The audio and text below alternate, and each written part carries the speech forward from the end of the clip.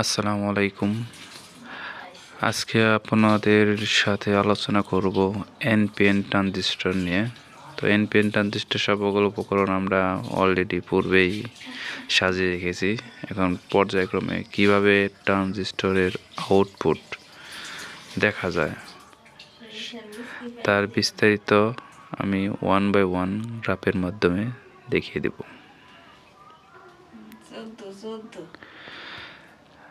Transistor সাজানোর পরে রেজিস্টারগুলো ক্রমান্বয়ে সাজানো হয়েছে এবং একটি এলইডি নেওয়া হয়েছে। ট্রানজিস্টরের সাধারণত 3টি পোর্ট থাকে, আমরা সবাই জানি। তো আমার মূল উদ্দেশ্য হচ্ছে ট্রানজিস্টরটা আউটপুট কী দেখায়, আউটপুট রেজাল্টটা কী আসে এনপিএন ট্রানজিস্টরে সেটা দেখা। তো মূলত হচ্ছে ট্রানজিস্টরের সিমুলেশনটা এখানে দেখানো হচ্ছে।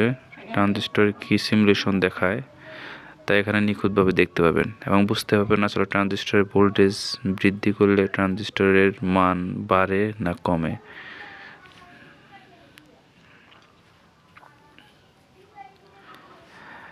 ম্যাক্সিমাম কাজ প্রায় শেষ।